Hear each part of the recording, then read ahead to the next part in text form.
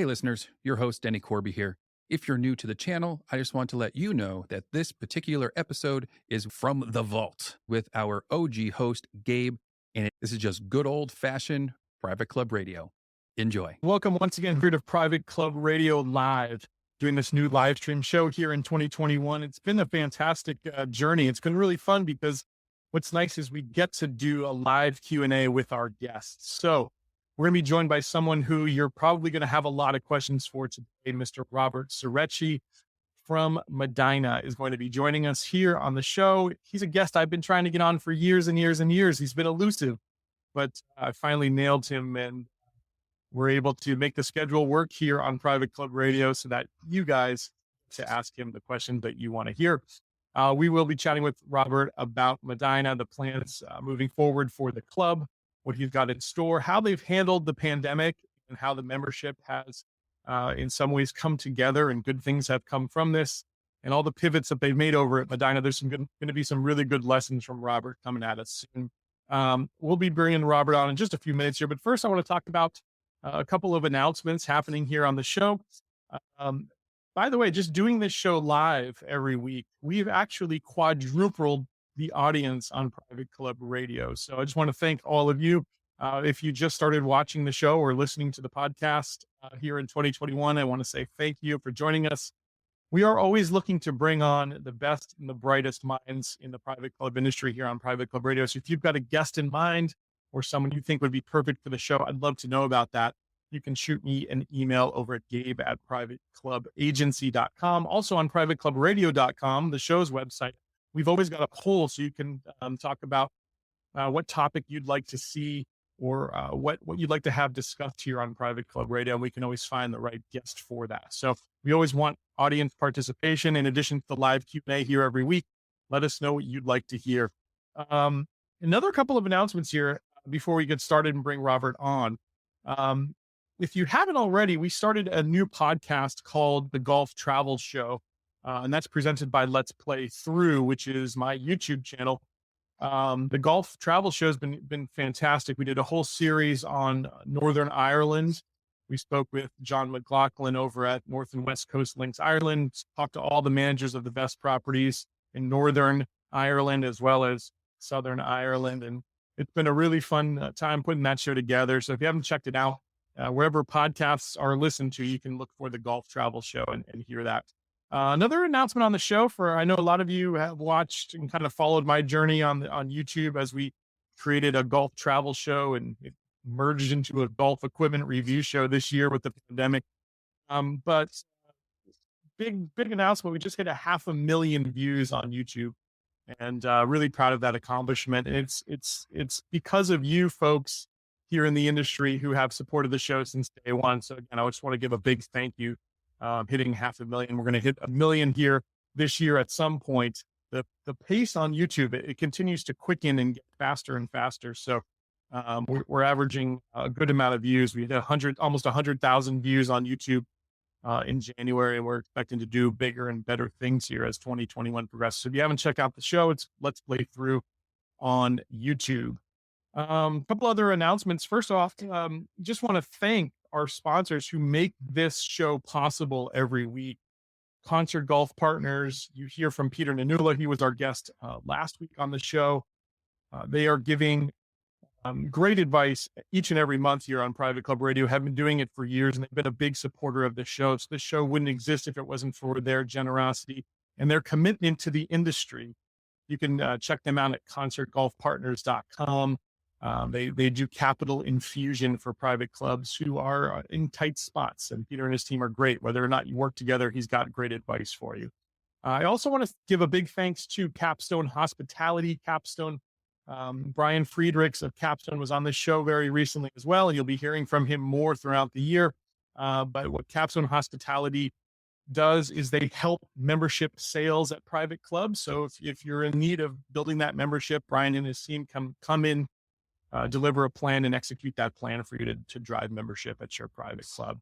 And last, but certainly not least, I want to thank Restream, which is the platform that we use here for the live stream. And Restream, if you haven't ever dove into it, I'm live streaming right now to 3 or 4 platforms. We're on Facebook in a couple of places, YouTube and LinkedIn. You might be watching us on any of those platforms right now. But Restream can actually do this on 30 different platforms. And it allows for something that's a little bit unique. It's a little bit like Zoom, but even better because we can play video. We can have the live Q&A aspect. We can do a lot of things that you cannot do with a Zoom. So I really think Restream is a fantastic platform for a club who is looking to really engage their membership on a weekly or a monthly basis. Great way to do a town hall. You could literally do live board and committee meetings if you're brave enough, and have people interact in real time remotely. And I just can't say enough good things about Restream. Want to thank them as well for their sponsorship here in 2021. That's going to do it for announcements. It's showtime. We're going to bring on Robert Surechi of Medina.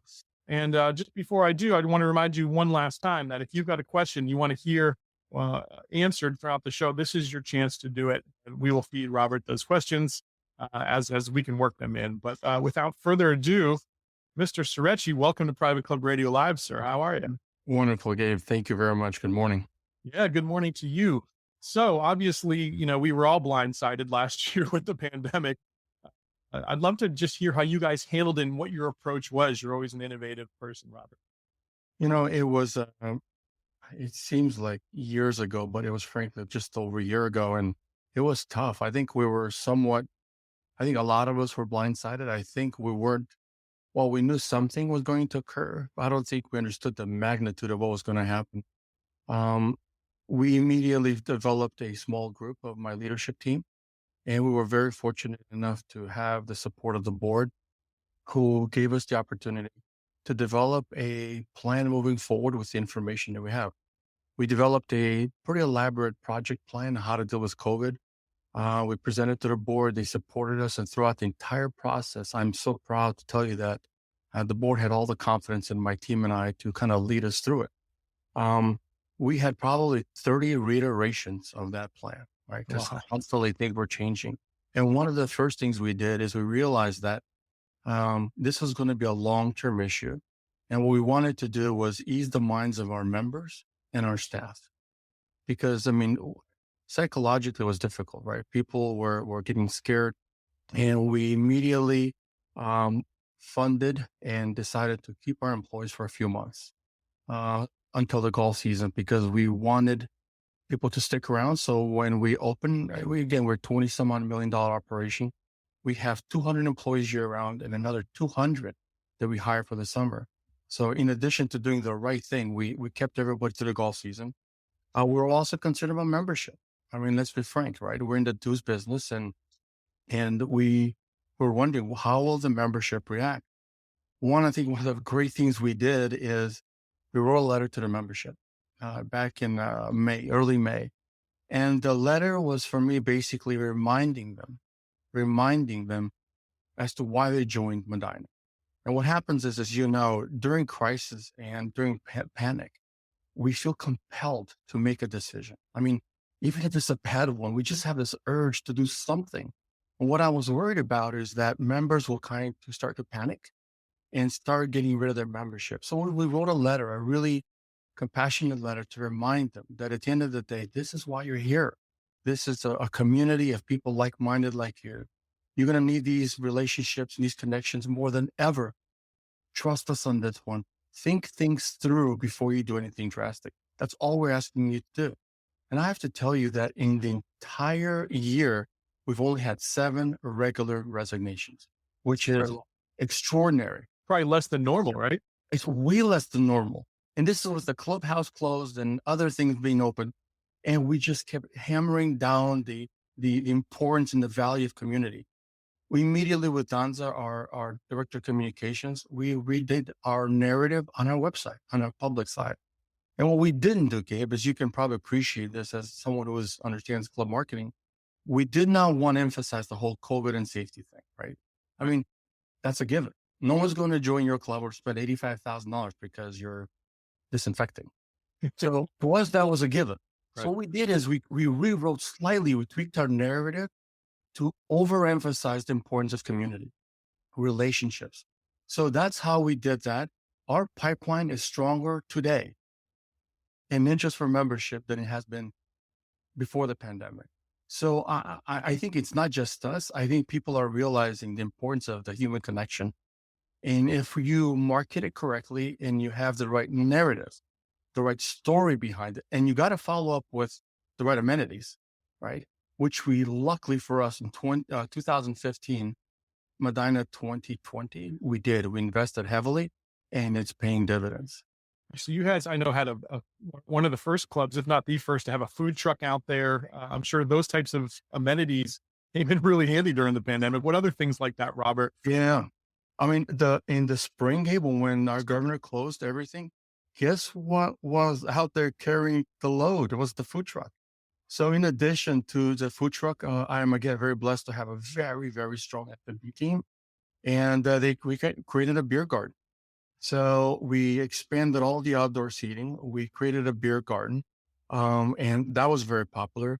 We immediately, with the blessing of the board, we revisited our capital.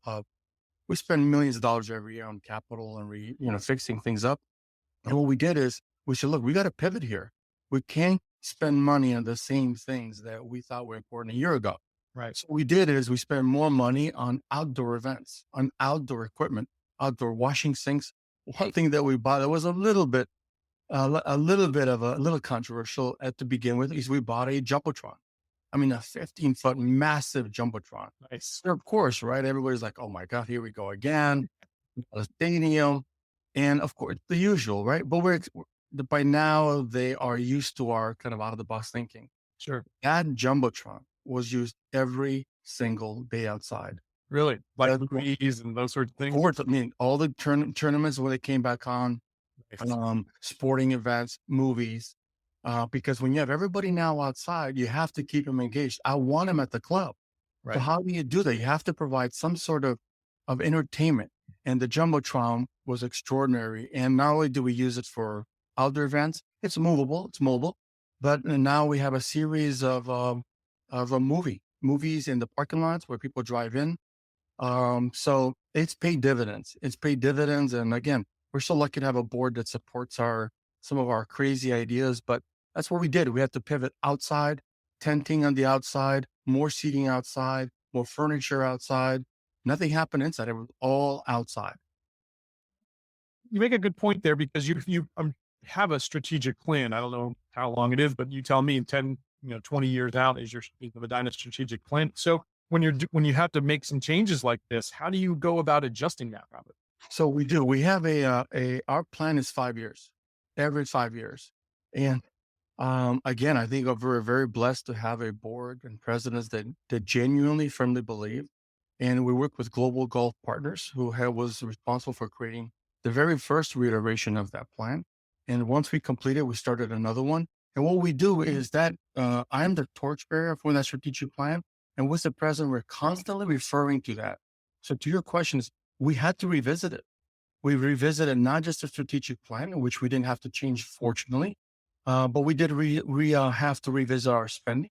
Sure. But we are constantly keeping an eye on our strategic plan because when everyone saw the results that were yielded from that strategic plan, look, Medina would not be here today with the record number of members. We have more members today than since I think the early 80s.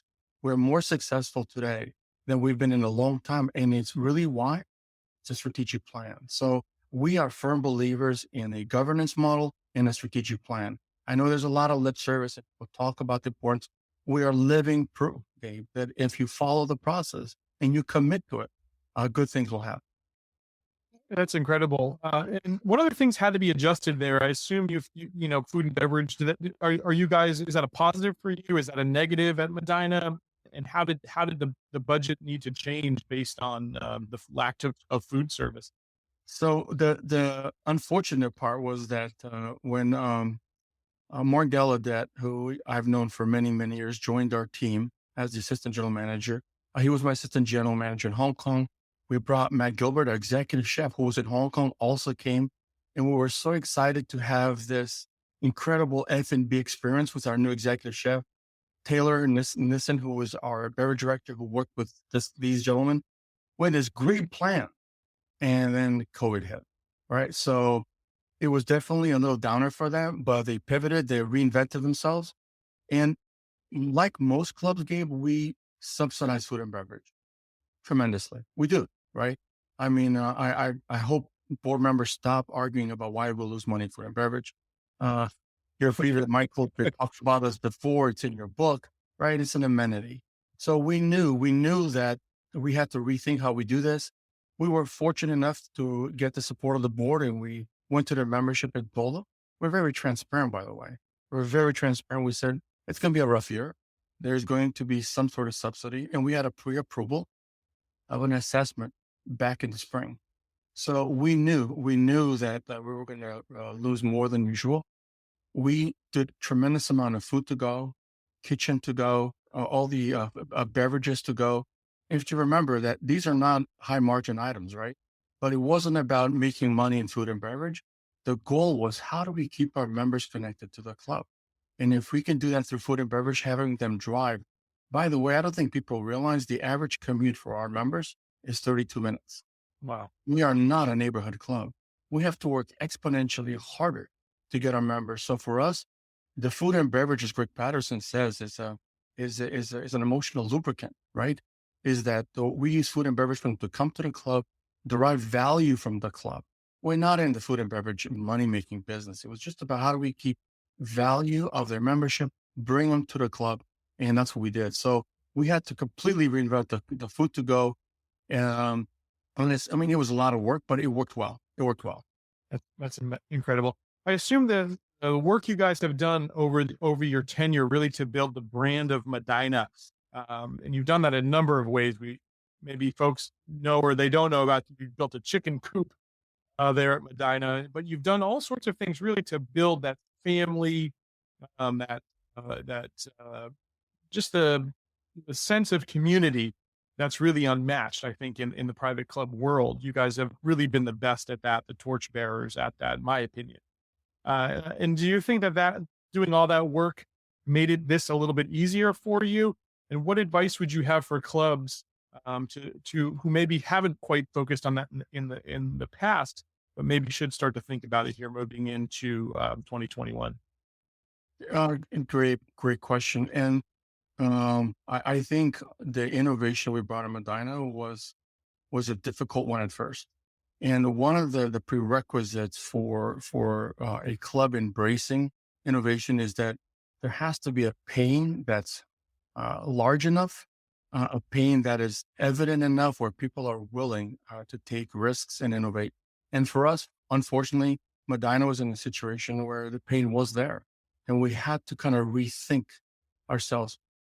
The sad part about our situation is that most people's misconception of Medina is that we were not family friendly.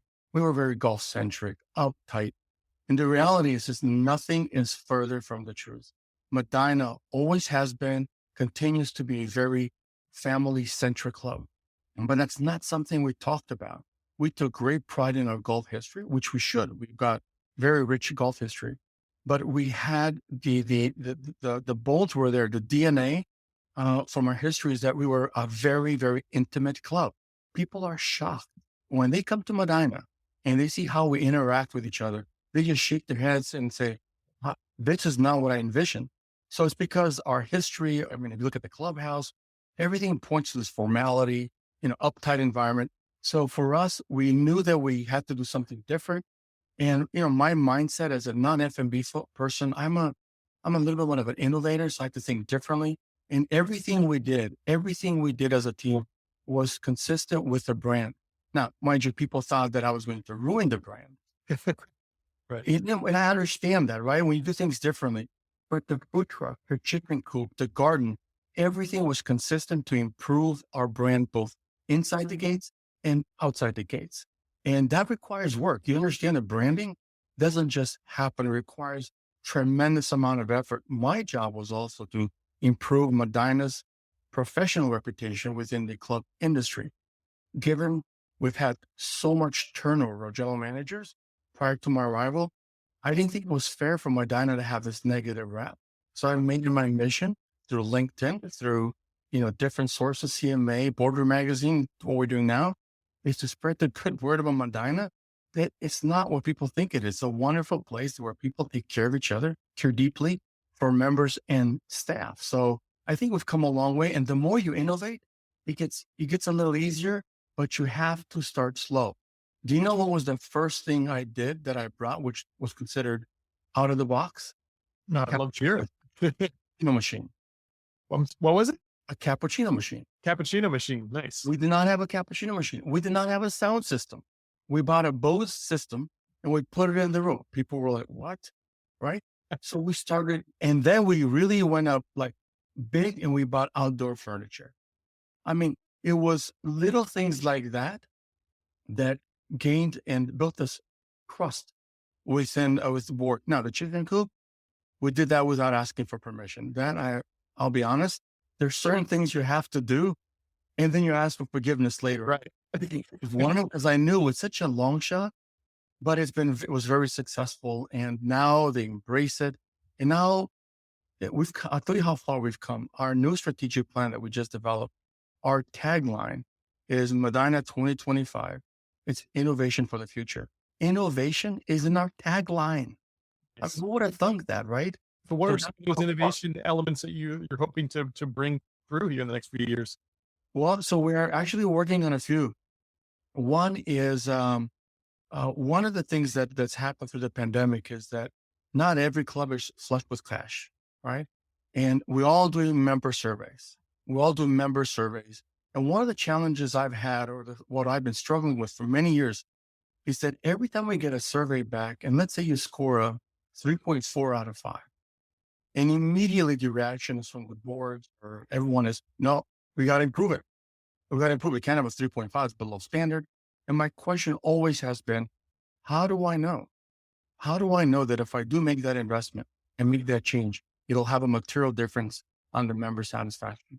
And I've been struggling with this for years, because I'll give you an example, right? I use this all the time.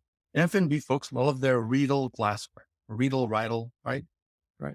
And somebody will say our glassware is not up to par. So what do? Spend thousands of dollars on this Riedel glassware. And does it make the member satisfaction exponentially higher? Of course not, right? So my concern was that in every department, clubs tend to overinvest. So what we did is we reached out to a professor at the University of Wisconsin, Eric Bry, who is a statistician, an incredible guy with global golf.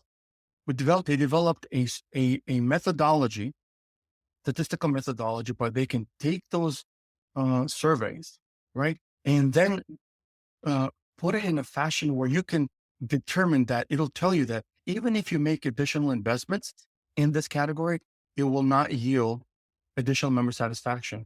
In this quadrant, if you shouldn't make additional, and it was so enlightening, Gabe. We did it in Medina with our existing survey, and my theory kind of proved right. And the glassware was one of those. Right.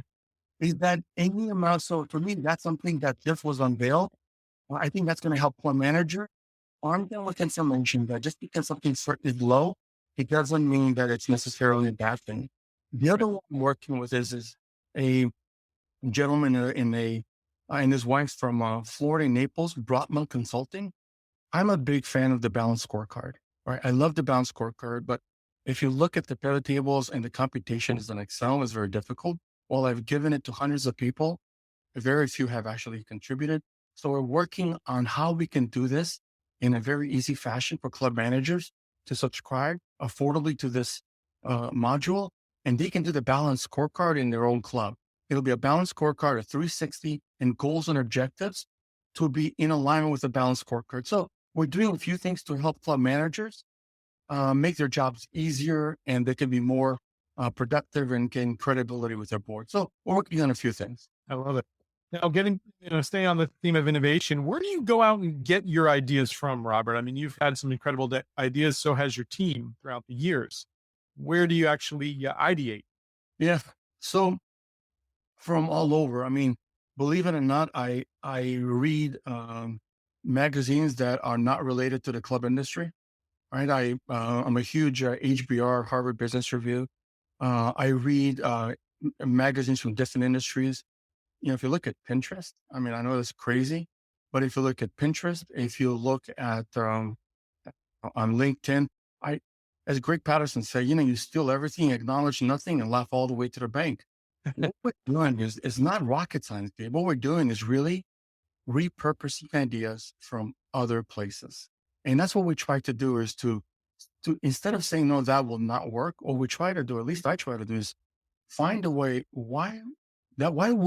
how could that possibly work? So I try to do the reverse, Okay. but you have to go outside of your comfort zone. The hotel industry is incredible, right? The catering industry, the manufacturing environment, e-commerce, right, is incredible. So I try to read as much as I can from different sources. Clubs, while we're catching up, we're still behind, right? Sure. We're still behind. I mean, there's still clubs like mine don't have a gym. We don't have a fitness center, right? So it's not like we're like pushing the envelope as an industry. So I think you have to go elsewhere. But people always think you have to start with some massive ideas, pick little things, right? It's about building credibility. Take something that somebody else has done, repurpose it to your own club, old culture, and then start small. But you got to look elsewhere, not inside. How about from a technological standpoint? What technology are you looking to maybe add in the next 3 or 4 years here as you approach that 2025 goal? Yeah. So one of the things that's been very successful for us is this paperless referral for membership. It's been extraordinary. I mean, right now you can refer somebody for memberships through our app. Paysetter did that for us, and I can tell you it's been extraordinarily successful. When we brought that up, people said, "What? No, you cannot. You don't. No paper. What about Letters, 3 letters, and Oh my, cinders, and crazy, right?" So that's been successful.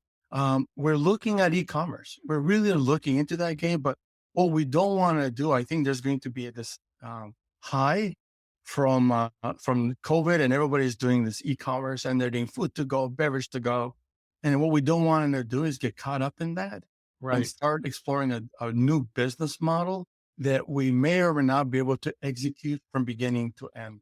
That's a good So point. I think a lot of the innovations is maybe still come from a short-sighted standpoint, right? And people aren't necessarily taking that long-term look because maybe they don't have a strategic plan like you've spoken about.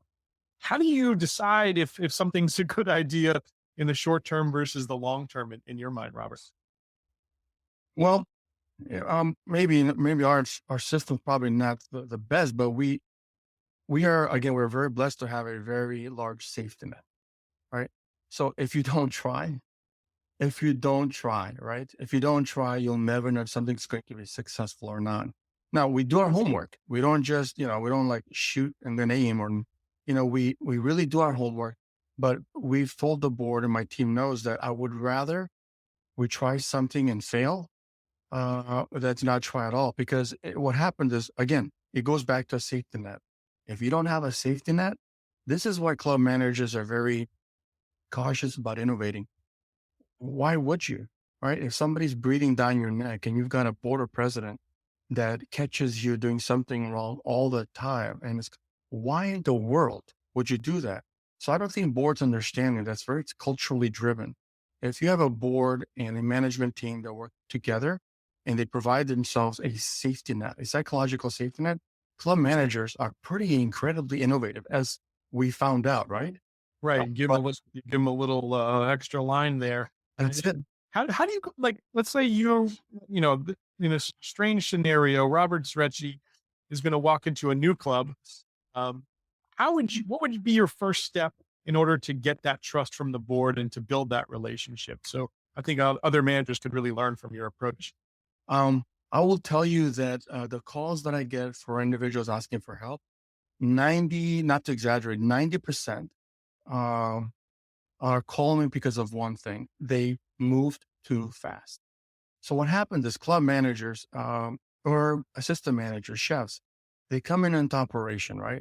Immediately, if they have a certain expertise, they see the low lying fruit, right? And what happens is you feel good about getting a job, and you want to demonstrate your worth quickly, right?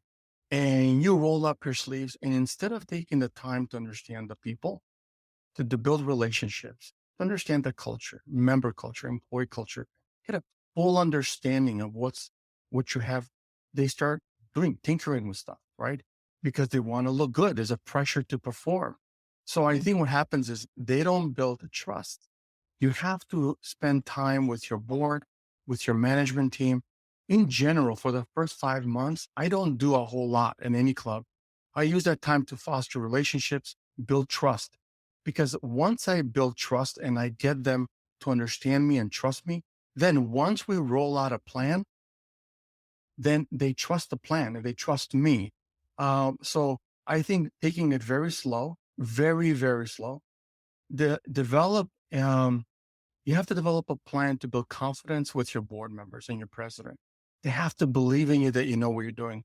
For me personally, writing, as you know, has been very, very instrumental in my success. The way I can demonstrate my competence and that I know what I'm doing with my team is we write it down. We write it down. So we don't say we should just do this. We write a white paper, kind of outlining the issues. What are the challenges? How do we solve them? What are the options? And then we make recommendations. So for me, the white papers are not just fluff. They're a legitimate vehicle to build credibility with your board. So that's been very instrumental for us. But I would say take your time, take your time, take your time. Wise words, Robert, for sure. All right. So, 2025 is approaching. You've got something else is you're the President's Cup. Is that going to be in 2025 as well? 26. 26. Okay. Tell us about that and tell us about some of the tournaments that are scheduled at Medina. Yeah. So, we did the BMW in 2019, and now we were just awarded the 2026 President's Cup. I have to tell you, I mean, as you know, I'm not a avid golfer, but this one got me really excited.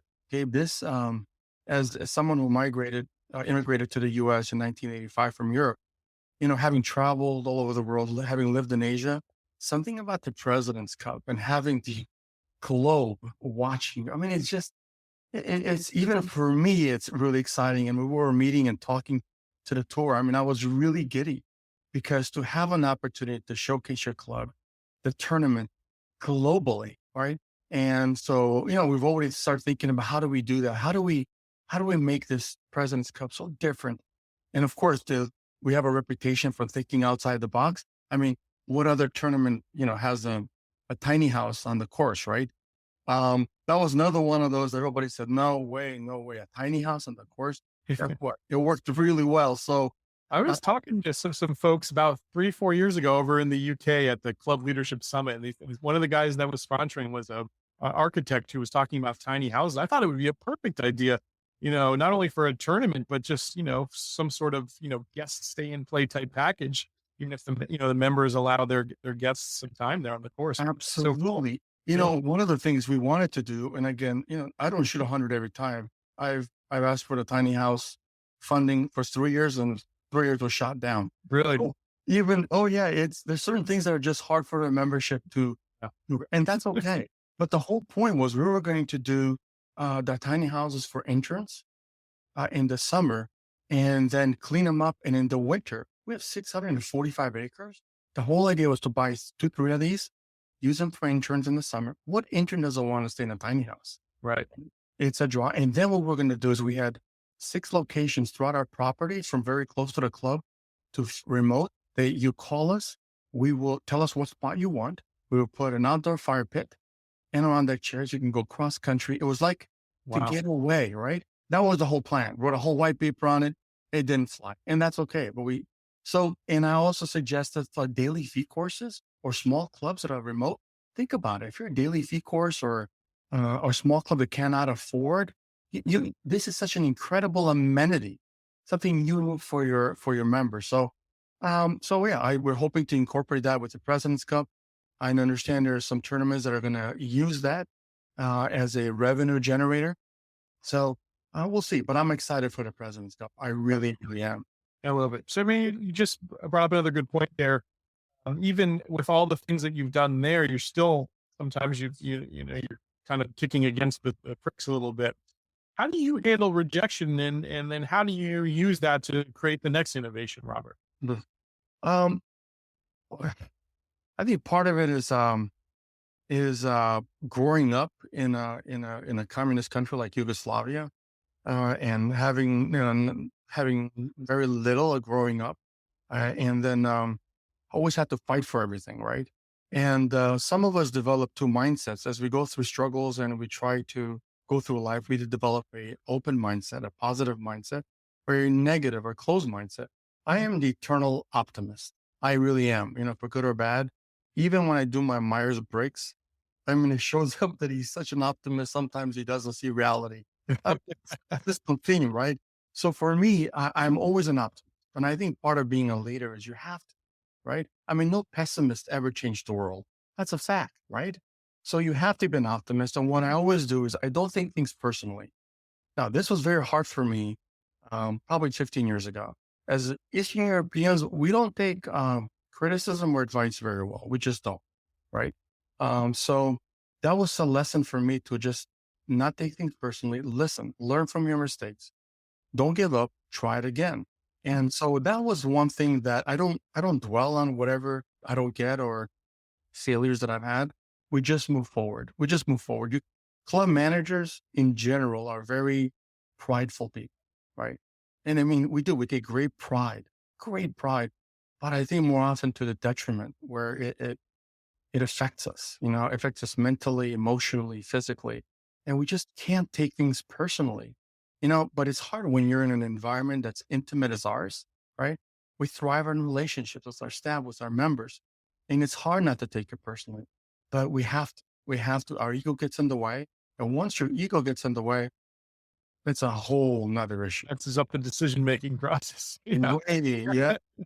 Well, Yeah. you should mention, I submitted for CMA, I submitted a seminar on the decision-making process for club managers, right? And I submitted one for communication. And to my disappointment, they didn't pick the decision-making one because I think I'm very passionate about how we make decisions. So I thought for sure it's going to be different. It didn't. They picked communication. So here we go. I'll speak at conference on communication, but to your point, I am going to write an article on decision-making. Yeah, I love that. Hey, we should get you back on the show to talk about that too, because that's a subject that I love. And so often people get caught up in the paralysis of analysis, and they don't, like you said, give it a shot. I have a friend, a really good friend of mine, Chris Kremitzos, who wrote a book called Start Ugly, and I was honored enough to write the foreword for that book. But the whole philosophy is kind of like how Amazon started. You need to start with something. And test it. Either it's going to work or it's not going to work. You're going to either have a great success, you're going to fail. And then you sort Right. of, through that process, you create the perfect execution. But in the beginning, you just have to start. I think that you and I are very much aligned in that. Well, way. that's why I wrote an article a while back about the problem with perfectionists, right? And some of my friends who are perfectionists take great pride in, take a ruler, measure the distance between the plates and the forks and the knives. I mean, while it's great and it's great pride in your craft, it's very difficult to be an innovator and a perfectionist at the same time. You just can't. Very true. The other point about starting ugly, there is no perfectionism in innovation. You start and you have different iterations and you keep going. So for perfectionists, it's excruciating to be innovative because they want to dot every I, cross every T. That's not, to your point again, you start ugly and hopefully it gets better and good looking by the time you're done. There you go. Speaking of that, you're doing some interesting innovations to the course. So Medina is continually innovating the actual property. You've got a new kind of plan that you're developing. Tell us about that, Robert, on number 3. So I think most people know we have 3 courses. Course 1 was redesigned by Tom Doak, which is an extraordinary course. Reese redid our course 2, which we used to refer to it as our stepchild. Now it's an extraordinary course, short. Marty D'Angelo implemented a program that he created called Golf for Life, which has 7 sets of tees. So we have people enjoying that course. He gets equal play as course 1. Course Nice. 2, nobody wanted to play. Right now, they both have equal play. People enjoying playing, to their handicap. Shorter, Similar to like the long leaf tee system. There's a very similar. Absolutely, Gabe. Yep. So finally, course 3 now is in our strategic plan. It is now time to revisit course 3. And we have developed a small group working on course 3. And we have selected OCM from Australia to do a master plan for course 3. Again, back on this international global theme, we're thrilled to have OCM Australia, who's done so many courses worldwide, including, in Europe. So they've been engaged, and what they will do a master plan for course 3. We don't know exactly what that entails, how long, how much. We just started. But again, this is still, I think if you follow social media, people wondering, OCM? You're like, what? They've heard of them, but again, this is part of our DNA, right? Medina doesn't follow paths. I was so thrilled when we chose OCM because it's yet one more piece of evidence how we kind of chart the path. We don't take the safe route. We go different. We go something that we firmly believe is the right thing, even if the rest of the world thinks differently. So this is yet another indication how us thinking what's best for us, what's innovative, will yield benefits. So I'm thrilled. And these 3 gentlemen are incredible. They care deeply for the club, and to have something that's going to be showcased at the President's Cup. Again, as a non-golfer, even with them, I'm so giddy to work with these gentlemen because there's it's so much greater than course 3, right? And now you're part of something so special and so big that it just transcends just golf. So, I mean, for me, it's exciting. That's fantastic. What sorts of changes are they looking to implement there? So one of the things that they said, which is so true, right? I mean, I've learned so much through talking to them and just working with Steve Cook, who's our superintendent, who's been with us for about 2 years. They said, unfortunately for course 3, in a nutshell, it's easy for the professionals and hard for the members. Yeah. So I mean, in a So nutshell, long, so the it- longer, yeah, yeah, and length is doesn't cut it anymore, right? right. So that was one. The typical. They obviously noticed the approach to our greens is very similar on the majority of the courses, right? They call them, I think, alien head greens, right? It's the typical, and then bunker left, bunker right approach, shoot. Yeah. So, and that's standard, right? And while it's difficult for our members, it's easy for the pros. They just whack it. Bunkers are not always in the right place, right? Because back then the distance were different. So now the pros go past the bunkers, Right. members end up in the bunker. Right. Sure. So they've got some great ideas. They did so much homework, even remotely. I mean, the amount of homework they did remotely was extraordinary, extraordinary.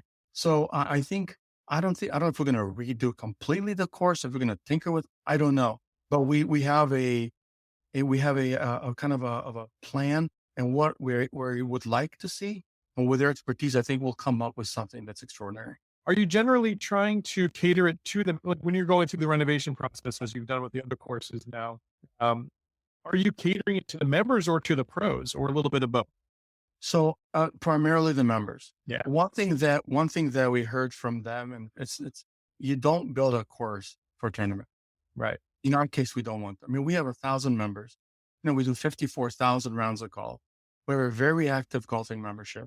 What we want to do is make sure that we have an enjoyable experience for the current members and future members, first and foremost. And because of our rich history with golf tournaments, we also want to make sure that we do what's required to stay competitive and be attractive to the governing bodies for golf. And clearly we are. We have so many things going for us. We've done this so many times, 650 acres in Chicago, a metropolitan area, and our deep love and passion for the game of golf. Our volunteers, our members are ready to jump and help out. But first and foremost, Kate, we take care of our members because we're in the members business. We take care of them. And in an additional benefit is the tournaments. We don't do, as they say, you don't build a church for Easter Sunday, right? So we don't build a tournament that's going to be great for the tournaments and that's so hard for our members, they don't get to enjoy it. Right. Love it, Robert. Always membership is first and foremost, Medina. And it's been amazing to chat with one of the true pioneers in the industry. I appreciated your time so much. Thank you for the generosity of your time, Robert. And we hope to get you back here on Private Club Radio and talk about the decision-making process. That'd be a lot of fun, sir. And Gabe, listen, I can't thank you enough. People don't realize that our club space is small. It's very small. And for you to stick it out and do and commit to the club industry in the ways that you've done it is remarkable. And I sincerely want to thank you for that. Thank you, Robert. And thank you for adding your contribution to the ABCs of Plutonium Private Club leadership. And if you haven't already, check out Robert on LinkedIn. The white papers he mentioned and the leadership that he's been providing the industry, really second to none. Robert, can't wait to see what you come up with next. Have a great rest of your day, sir. Thank you very much, Dave. Thank you.